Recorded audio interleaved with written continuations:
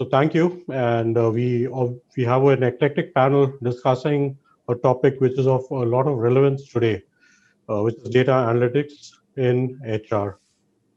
Data analytics is something that we keep hearing as consumers, and we have obviously experienced this.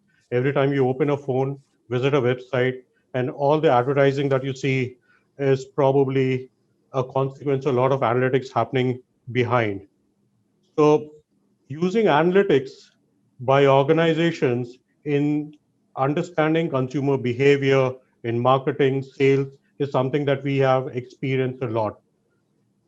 But what about in the space of HR? Have organizations started warming to the idea, or is it still conceptual in the space of HR? Have HR teams started having this discussion internally in terms of how they can use analytics to make better decisions related to talent and generally the entire life cycle of an employee in an organization? And that's something that we are going to explore. Let me start by going, Sunita, to you and ask you in terms of what your reality is. In your organization specifically, what's the conversation internally in terms of using data analytics in your function currently? Have you been having such conversations with business, with leadership teams in general? Is that a conversation happening internally? And if yes, what areas are you exploring in terms of using analytics for, specifically in the HR domain? What you said is true. I think in the space of understanding consumer behavior, I think there's a lot of focus, acceptance, and also usage. And for us at Aether, I think our vehicle itself is connected vehicle, so we are very passionate about data and the use of it. And any argument has to be backed with data, and we are very clear about it. So when the organization's DNA is that, yes, we think about it, and there is an intent, and there is also exploratory journey towards that in the space of human resources also. Like, for example, we do use psychometric assessments, and it is just not using the assessment. We also try and understand what type of resources we hire. There is a place where we said that we have to bring in a lot of processes and also bring in maturity in the system.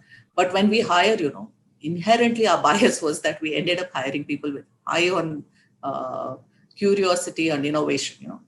We realized that while we wanted something, we continued to hire a certain type of individuals and then expect them to be something else. So in that sense, yes, we do use data to look at the type of decisions we're making and type of culture that we are building. Even in our culture building exercise, data is very important for us. I can talk about it a little later, but no one will imagine that culture and data is so heavily integrated. For us, it is. But are we as focused on it as we would be doing other areas, or as we are building, because we are a startup, capability building and stuff like that. I think we can put more effort there, but we are aware of it because of the type of an organization we are. Thanks, Sunita. Let me come to you, Yash. You have worked closely with leadership teams, and I understand you are right now in midst of a large transformation exercise in your organization, and I guess you're leading that entire process right now. What's your reality? Where do you see organization and your specific organization in terms of the maturity curve, in terms of integrating analytics in the HR function? So that's one that I wanted to get your thoughts on. And second, is there a real life story that you would want to share? Something that you have seen, maybe your organization is using, a case, or you have seen any other organization use analytics in the HR space to make more informed decisions? Could be on the talent management side, could be on the talent acquisition side. Is there an exciting story that you have seen, you have lived through, that you would want to share with our listeners? Sure, Prashant. So happy to share. So, as being said, you have to understand the basic fundamentals of doing any data analytics, okay, in an organization or, in a community, okay, or a set of data with a set of data. Now, for meaningful data analytics to happen, what you need is comparative set of data. Yeah. What you need is big data. Yeah. And let me tell you, not a single organization on its own can ever generate big data. We Yeah. know that. Okay? Yeah. Even if you put 100 organizations together, they may start giving you some sense of big data. But it's only when it is replicated a million times over in terms of instances, in terms of behaviors exhibited, then it starts becoming big data. Okay, so the biggest challenge being faced, and the conversations are very real, okay, and not now. We have been having conversations for the past 3 years in my company at Lupin. How can we do data analytics, okay, in HR, and what do we need to do about it? And now we have embarked on it. I'll share how we are doing it, okay. But you have to understand that when you get into this, the technicality is so different from what the expectation is, okay. So say for example, in HR, okay, what do you want to do your data analytics on, or what do you want to do your analytics on, and what do you want to get out of your analytics? Is it just for review or making a better decision, or are you expecting, on that spectrum of your data analytics, from a review to being predictive? Okay, what do you want to do? Okay, so of course the answer is you want to reach the level of predictive analytics, okay, Absolutely. where Yeah. the system, your information system and your data analytics starts predicting trends for you, which Yeah. are meaningful. And the areas in HR which that can apply is the biggest need of the leaders today is they want analytics on performance, Yeah. on performance management. Very different to what you hear from HR. So when I did a survey and when I asked HR leaders, what do they want their data analytics from? The HR leaders put recruitment and talent acquisition as number one. The business leaders are putting performance management as number one. Now, again, you have to understand that on performance management, it's not how a person performed in the past 3 years, but it is understanding what made that person perform. Was Absolutely. it the manager? Now, within that manager, you go sub-level. Was it Yeah. the performance conversations this manager had with this person? Yeah. Or was it the information technology and tools available to this person? Is it just the basic capability of this person? So there are various sub-depth fields, which go and get populated there. Now, so on and so forth. So performance management is topmost on business leaders' mind when it comes to data. They want analytics which can help them, predict what is going to make their people, their business unit, and their company perform better. Number one. Number two, they want analytics on engagement. Okay. So again, like performance, they want to know what is engaging my workforce, what is engaging a particular set of talent, what is engaging a particular subset of talent known as high potentials or early in careers or my senior leaders. So they want that analytics, okay, which is also on the top of the HR agenda. So that is where there's a match, okay, a good match. Then the third one, which is latent, and neither the business leaders nor the HR leaders stated, but it's latent, is they want to have rewards insights. Yeah. What kind of rewards actually motivate whom, and what kind of rewards are needed and expected by people, not depending on their age or qualifications or grade, but more on their life cycle stage needs. Okay. So say, for example, a person who is, closer to superannuation, the reward expectation is more in terms of retirements. Okay. Yeah. For someone who's early in career, the reward expectation is more cash in hand. Yeah. Okay. And how do you do that? How is the best in class companies out there doing that? So if you put this as a context, we at Lupin have embarked on the same prioritization of data analytics that we are going to do. Okay.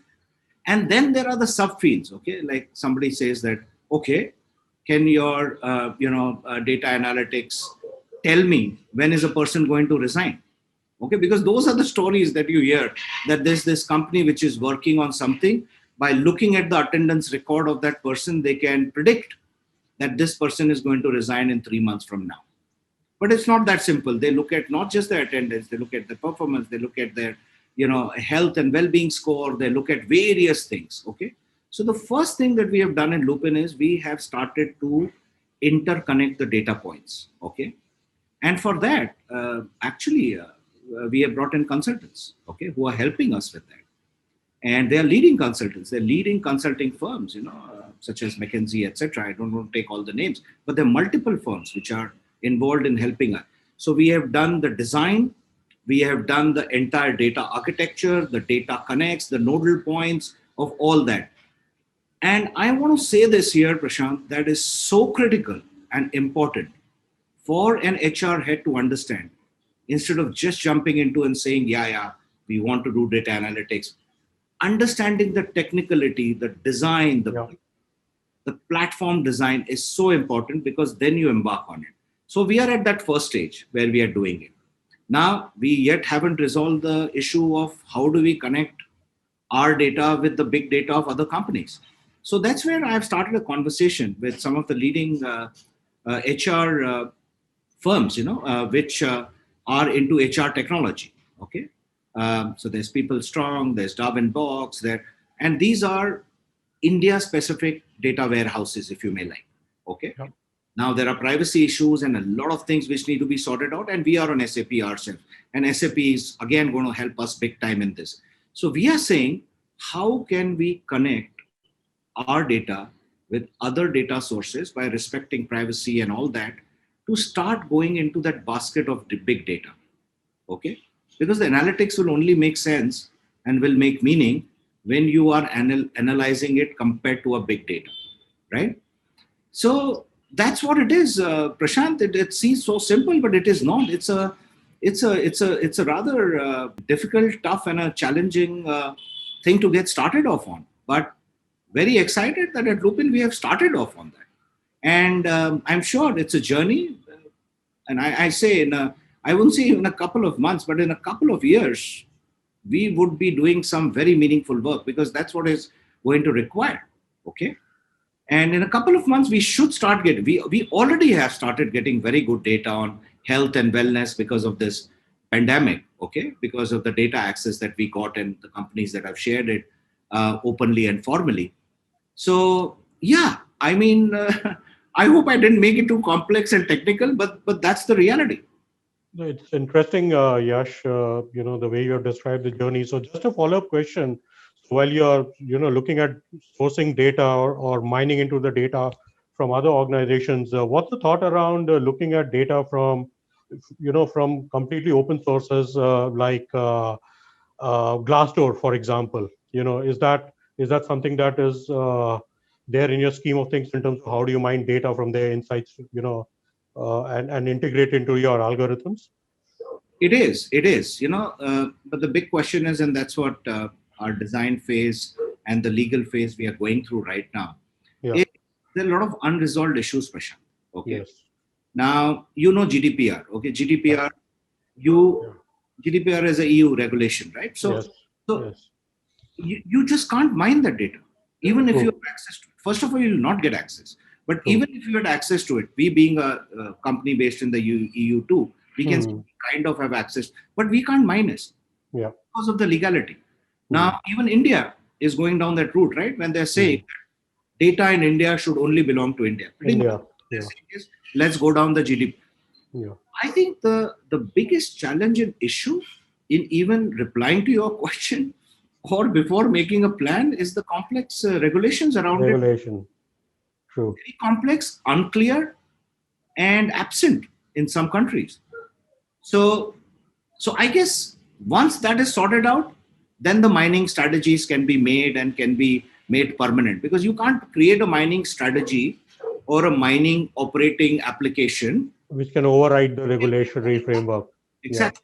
So that's the practical challenge. And and because I'm in the midst of it, doing it, and that's why I'm being able to share all these practical issues, in depth in terms of what they happen. But yeah, that's the answer to your question. Thanks, Yash. We'll really look forward to hear more in terms of your journey and the learnings from there. Let me come to Nikhil. Nikhil, you have spoken in the past about this whole concept of augmented workforce, right?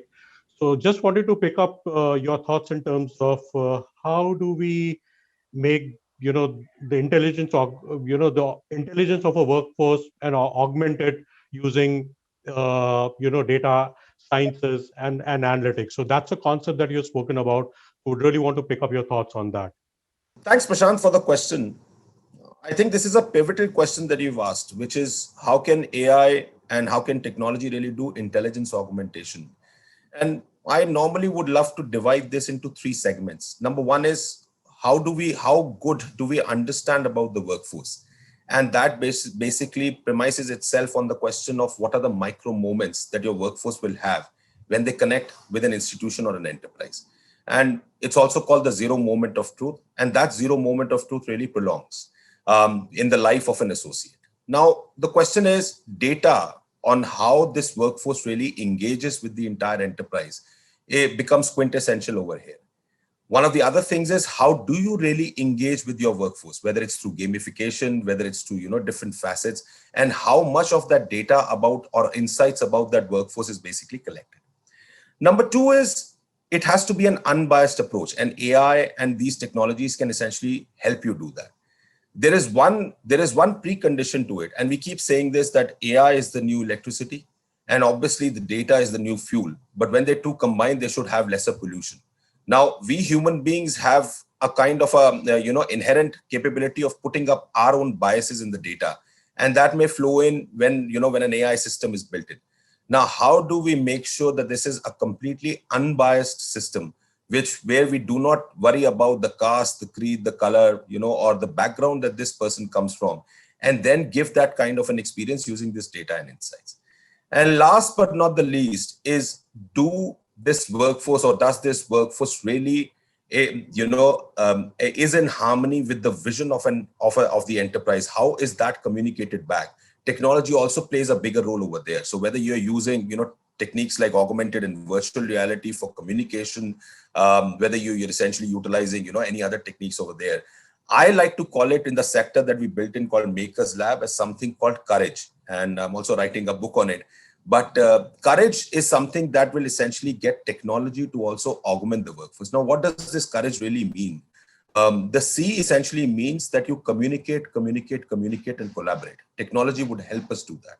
The O means objectify your technology. What are you trying to do? Are you trying to build a technology that will affect customers, ecosystems, and humanity at large? Then let's do that. That's the vision. The U is the U in the picture or the equation, which is the workforce itself.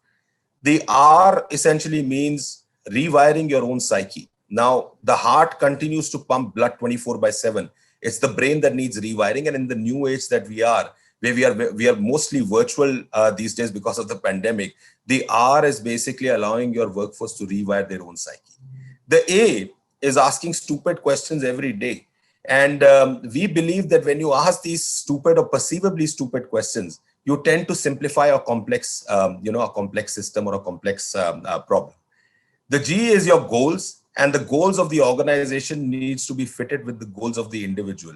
And that is where the vision really comes in, and technology can play a huge part, whether it's basically giving them gamification systems, whether they're giving them communication of what the company is trying to do, and getting them involved into these goals as well. And E is being empathetic to yourself. I know it's a kind of a tongue-in-cheek and cliche where people say that you should always empathize with your customers. But I believe that for a workforce to essentially go, to the next realm or the next level, utilize technology and be the best, you've got to empathize with yourself to take you out of potholes of despair when you get in situations like these pandemics have happened. So I believe the operative word over here is courage. And that courage, when fitted with technology, with AI, with the latest and the greatest of the breed, can actually bring in that augmented workforce that we are essentially looking for in our enterprises. So I'll come back to you, Sunita. Sunita, so Yash spoke very importantly in terms of the whole predictive analysis. I mean, if you can be predictive and more predictive around performance management in terms of how do you predict performance of an individual. What's your thought in terms of using data analytics in terms of talent management, right? So in terms of, for example, succession planning, do you have any thoughts around that? In terms of how does one begin the journey around that? So, the typical approach is run assessment centers and take certain calls, but is that a more broad base in terms of mining into more data and being slightly more accurate in terms of taking talent decisions in terms of, for example, succession planning? See, I'll before going to succession planning, I will talk about something which we did at Ather for culture, because uh, it's also it's something which we are very passionate about as an organization. Um, One of the things we did is we did what we call culture conversations, where we talk to people across the organization. We are a young organization, startup. So for us, it's very important that there is an engagement in terms of people being passionate and high ownership demonstrated, and what is working for them, conducively, and the ability to make decisions. For us, decision making is a very important thing, and we expect everyone from our design engineer to someone at a very senior level, all of them to be having empowerment to make the decision and continue to innovate. So now, how do we use this culture conversations to understand where they are? We had this lot of conversations, and we pulled out data. We pulled out that information, and then we did this whole sentiment analysis and thematic analysis to understand what's happening and what's brewing the system. What's happening? What are people saying? And when they're saying what they're saying, what does that? How have the leaders demonstrated decision making? How have they demonstrated creating a culture for ownership? How have they created a culture for empowerment? How have the cross-functional teams that come together to solve, how are they functioning? And what is their understanding of the problem, and how are they solving? For us, that became a very important area, and that very constructively helped us to look at the organization system and solve for it. Are we planning succession planning based on data? At this point of time, you have to keep in mind that we are very young as an organization. For us, the first level of people who are working are there, and then we do understand from the models that are evolving that there is a succession planning that we need to take.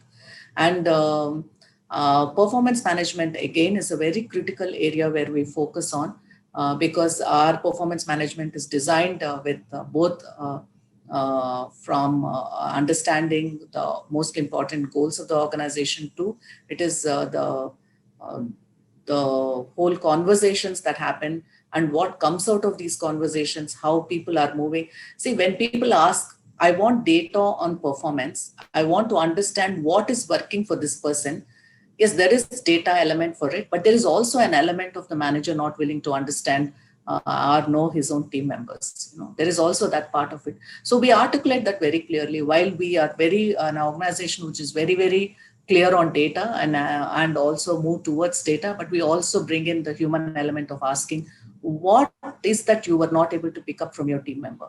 That you have not, you are so unaware, because our performance management system itself is about conversations and capability building. So we use data more from the space of culture, building capability, understanding what type of talent that come in, understanding the unconscious biases in managers when they take decisions. They are not conscious of it. Most of them are very unconscious. We help them pull it out and show it to them to say, this is a pattern we are observing, the type of people you're hiring, or the type of more of the same, because we are a very, very engineering organization. So we have, so we call it out and say that while this is a competence required for this role, but more and more we are seeing that this is the competence you're trying to look for. So how do we use data around competence building and also analyzing the capability building of the organization? These are the spaces we use extensively data. Because we are a very young organization. For any mining of data, the first important is there has to be enough data to mine, to understand patterns. Are the patterns emerging? So that is also very important. Now, one good thing is because we are starting now, we are able to put those points there and collect exactly in the places where we want, put out an architecture that the way we want it. But we are not even thinking of the big data and trying to look at other organizations. Our assumption is with the regulatory forces that are there and also the amount of work that is involved to connect our data to outside big data, there will always be consulting firms that we'll work with. And it has to be through only permitted surveys and not otherwise, just because some organization is sitting with some sort of a data, it will not be able to share anything with anyone. It has to be a acknowledged survey that should allow people to pick up data, and that consulting firms will come in and bridge the gap is our belief in the whole place. Thanks, Sunita. Yash, in my mind, when I think about data analytics, there's a science side to it and there's an art side to it. And I really wanted to pick your thoughts, because the science is intrinsically, you can understand and figure it out. Your experience, what's the art of data analytics? If basis your experience, which is something which is slightly very interpersonal, because the analytics will throw you a lot of patterns, but the intelligence out of the pattern, give the same set of data, and inferences could be very different. So what's your experience and your thought around the art of data analytics? Excellent question, Prashant. And as you rightly said, the science and the art part of it is always existed. Okay. Yeah. And the science part is now evolving and growing further. Okay. Yes. And the art part will always remain. Yeah. And which is up to us leaders on how you do it, because your art is nothing but your strategy, is your design of the system, is your ability to focus on what are the vital fews that you wish to know. Okay, that's the art. So let me share with you. And Prashant, the HR data or people data has been quite a set of data available even before we went digital. Okay. Yeah. So let me give you an example. So the biggest set of data. So, data is available what? It's available at an organization level, then it's available at an industry and a world level, okay? Which your organization is a part of it. Now, let's look at what are the data sets that are available at an industry and world level, with digitization and even 20 years before digitization. So compensation and benefit data, okay, has existed at a industry and a world level. Yeah.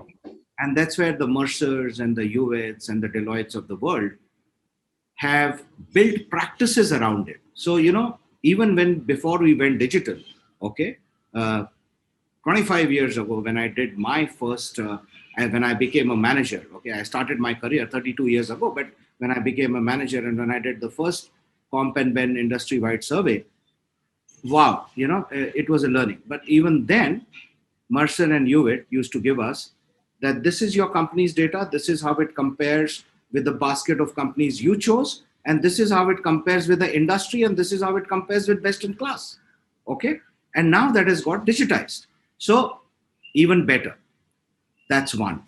The second has been employee engagement. Okay? So Gallup, if you remember, it was Gallup that brought it all together. So they brought in these standardized surveys, because every organization used to do employee engagement survey, okay?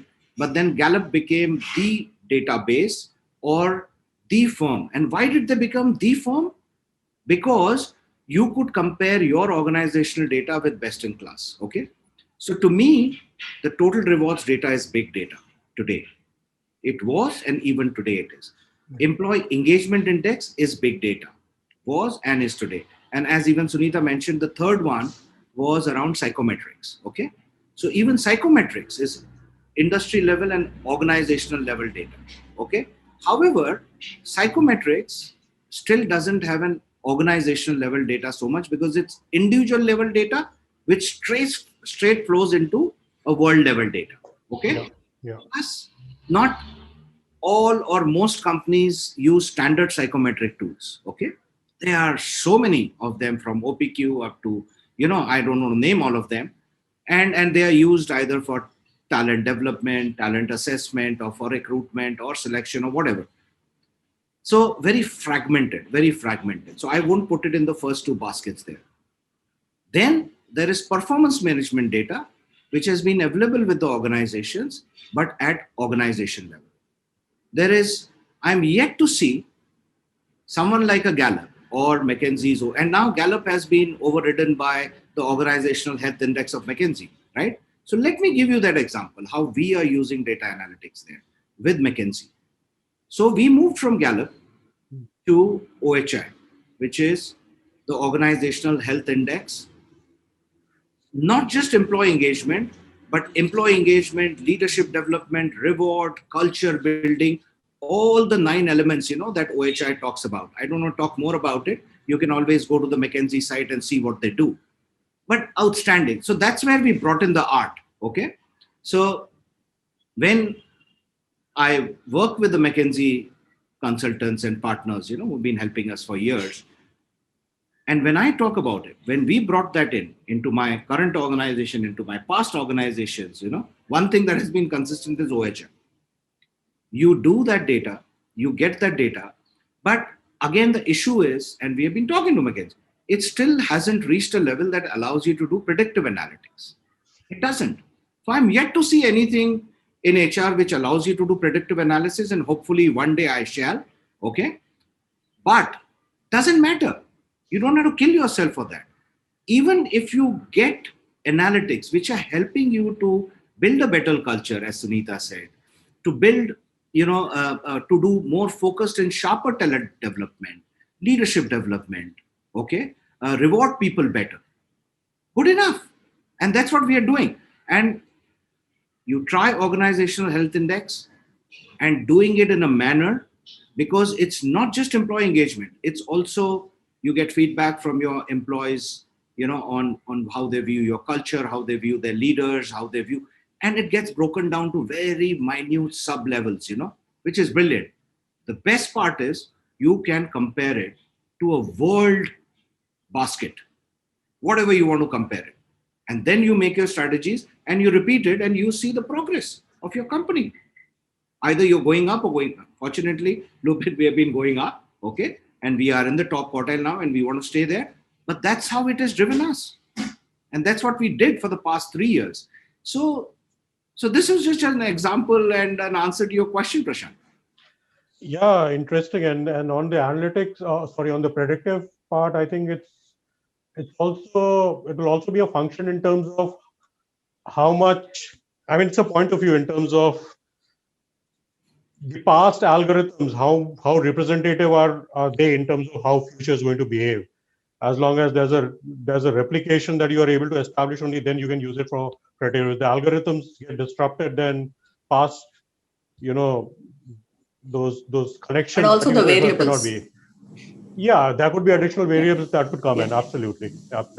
Yeah. And predictive, I think the most important will how be. do you use this analytics to enhance human intelligence, in making those decisions, and not outsource decision making to them. That's the difference. What are you going to use this analytics for, and what is that? What is it leading to? What is those patterns that emerge? What do they show the trend? And cognitive understanding of that, and then how do we make more intelligent decisions? Sure. Yes, you were making a point. Yeah, I was saying, and I totally agree with Sunita, and she said it very well, actually. As long as this data analytics, especially the predictive one, till we perfect the science, okay, should be seen more as a trend, a pattern, or a forecast. Yeah. Not with finality as an outcome of a human behavior. Yeah. Okay. Say, for example, if I get a set which someone presents to me, actually a firm has presented to me, and we are still thinking about it. They said that, within 2 years, we should be able to do a predictive analysis for you and show you that this person is going to resign in the next 3 months. Now, that is something which appeals to you because you wish to know that, right? But what if that predictive analysis is wrong? Yeah. I don't want to create a sense of suspicion around someone in the leader's mind or my mind, which is based on some productive methods, right? I would rather treat that as a trend, not allow biases to get built in, okay, or, unbiased to happen. And it should be treated more as a trend, a pattern. Otherwise, Here, you're not dealing with a set of consumers, or you're not dealing with a set of buying patterns where you will modify your service or your product. Yeah. May not say. Here, you're dealing with human beings who are making a career in your organization. Correct. And the last thing you want to do is pass a major value judgment like this, So that keeps me up at nights, because we are dealing with human beings in a workplace where they're the biggest stakeholder. Very different from what a consumer behavior is like, or a consumer insight is like, where you're designing a service or a product for them. It's okay if a consumer doesn't end up buying your service or product. It's okay. But it's not okay even if it's a bad judgment on even one employee in my workforce. That is not okay. So that's the dilemma, Prashant. Yeah. And the moment you take those value judgments, I mean, human interactions get impacted because that's playing at your mind, and you may actually end up triggering a decision which otherwise would not have happened. You never know. It's a risk that you run. Okay, so let me come to you, Nikhil. You have been listening to this conversation, and what's your take in terms of how data analytics could help in terms of taking decisions which are more ethical, which are more ethical decisions in terms of that the decisions can be backed based on some data sets that you saw. So if you can give your insights around that, that would be the last question that we take, and then we'll close this entire conversation. Thanks, Prashant, for the question again. And I believe great insights from some of the other panelists. And I think the question is, how can technology empower the workplace and have ethical decisions? I think this is a fantastic question and the quintessential problem that every enterprise is trying to solve today. I think rather than calling it as ethical, I would love to call it as responsible these days now, because there is one significant purpose for this. Ethics may be very different from the place that you come from. Our ethics in India may be very different from the ethics which are placed in any other country. Responsible use of technology is the operative word over here. And when I say responsible, there are 2 or 3 facets associated with this. Number one, am I transparent to my associates and my workforce in the kind of technology that I'm trying to apply whenever I'm collecting some data? Am I being non-maleficent? So for example, one of the sectors is basically not using any bad words, etc. But I'm being non-maleficent to the human that is asking me questions, whether it is chatbots, whether it is other usage of technology as well. Am I being completely explainable? Now, why did I take this decision about you? Why did I take this decision about a workforce? Those are principles of ethics or responsibility that we come from. I'll tell you a very good anecdote of what we are trying to do. And the question of ethics is no longer limited to a yes or no. So typically people like to bring it into a black and white scale and say, well, this is yes or this is no. And that is how you should judge the workforce. I think the answer basically lies in a gray zone. And that gray zone is sometimes also referred to as the deontic logic. And that deontic logic really means is this thing which is being done by the workforce obligatory? Are you obligated to do this? Is it permissible? Is it impermissible? Or is it completely omissible? This deontic logic actually applies or actually takes its values from, you would not believe, from the Vedic structures of Mimamsa Sutras. There is a large structure of Nyaya and Niti, or basically ethics, that is given in these Vedas. In our Makers Lab, we are trying to see whether we can bring out those values and facets which are there and put them into an ethical structure of an AI. And one of the ways to do that is to essentially apply this deontic logic in different sectors of what we're doing. And there's already some work which has happened across the world. There's a company in Austria which is basically applying this same logic to find out what would AI do if you are essentially traveling in an autonomous vehicle and suddenly there's a passenger crossing the road. Should the answer be, well, I should not stop, or should I stop and protect my, the life of the person who's sitting in the car or the driver? These questions go into the gray zone, and that gray zone is answered by deontic logic. So when you talk about ethical AI, when you talk about responsible AI or responsible use of technology, these questions will start playing up when you essentially consider your own workforce, which is more human.